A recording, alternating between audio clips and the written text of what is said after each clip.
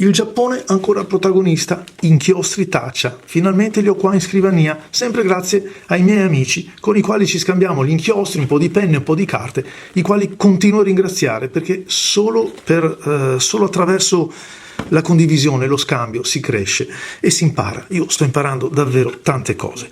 Questi sono i calamai, quelli più nuovi, questa linea, precisamente Ainesu e il Benitsuki, penso si pronunci così e semmai mi farete sapere la pronuncia esatta.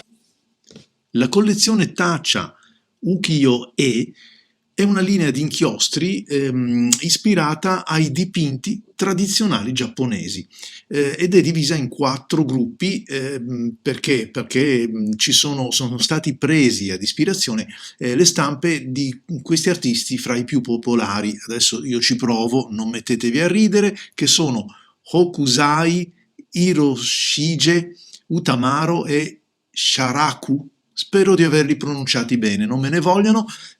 In questo caso il colore, per esempio, che vi presento oggi, che è Ainesu, è il grigio che permea l'opera di questo artista Hiroshige, l'opera che ritrovate prodotta sulla confezione.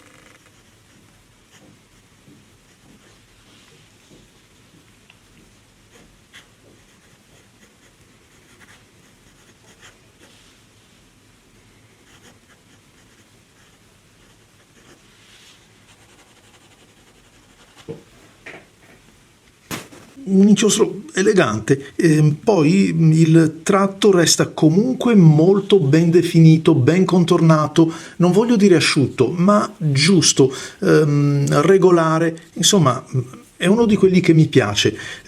Quando dico uno che mi piace, in questo caso lo metto fra quella quindicina, ventina di inchiostri con i quali mi trovo bene. Non è il primo della lista, ma rientra fra i papabili, per intenderci, sia per la sua intonazione, ma quanto per quello che mi fa sentire sotto il pennino. Andiamolo a vedere anche con altre gradazioni e altre prove che ho fatto precedentemente. Innanzitutto, eccolo qua, nella sua tonalità osservato sulla carta bianca, questa è la Rhodia Uniblanc, quella di prima invece era una Rhodia rigata, e anche sulla carta quadrettata, una carta con questa rigatura grigia che un pochettino, diciamo, fa perdere il contrasto, ma dall'altra gli dà forse lo alleggerisce un pochettino, lo riporta verso una tonalità quasi jeans scuro, bello, gradevole, insomma si è capito che mi piace anche con un pennino invece un pochettino più largo, perché comunque la variazione di tratto di questa tinta io la trovo bella tinta, sì, è vero, sono io che l'ho scritto e mi ci riconosco. non passa la carta, non ho trovato neanche diciamo particolari problemi di ostruzione o comunque insomma di intasamento nei pennini che ho anche poi insomma aperto e lavato.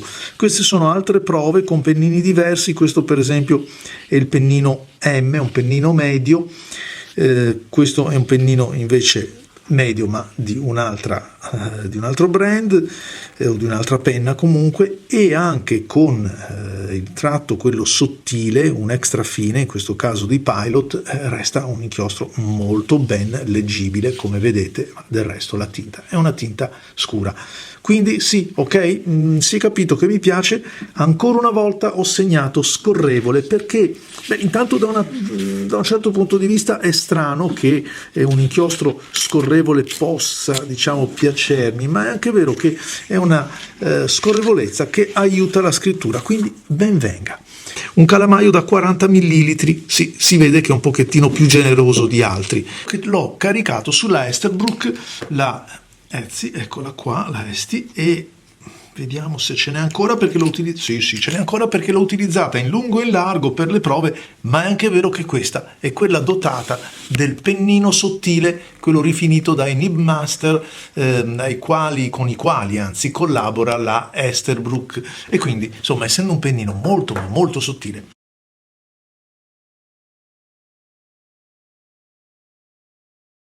Inchiostro che si chiama Benitsuki, è un rosso che appartiene, o perlomeno viene ispirato, dalla collezione delle 36 vedute del Monte Fuji di Hokusai, e questo ha ispirato per l'appunto la tonalità.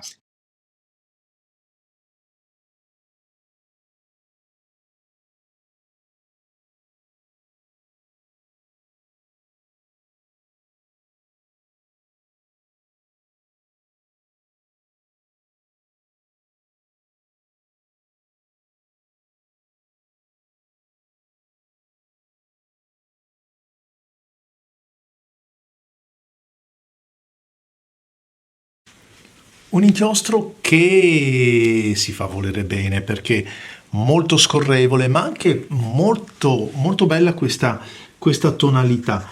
È vero anche che c'è un pennino che viene aiutato e che a sua volta aiuta anche l'inchiostro, tanto è rifinito bene. Avete notato come sia molto più chiaro appena steso, anche se più brillante per la componente liquida, e come basti poco, guardate ancora un po' di qua, per invece scurirsi e arrivare proprio ad un rame, a un color rame.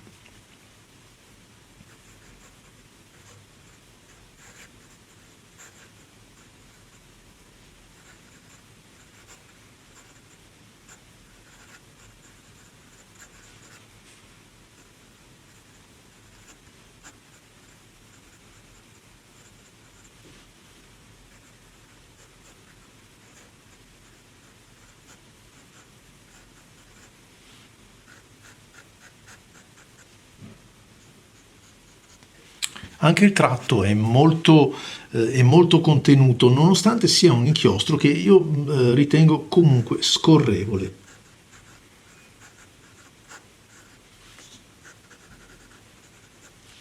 Ci vogliono circa 22 euro per portarsi a casa 40 millilitri di inchiostro. A voi tutti amici grazie, grazie a Stefano che mi ha prestato questi bellissimi inchiostri. Ciao a tutti amici!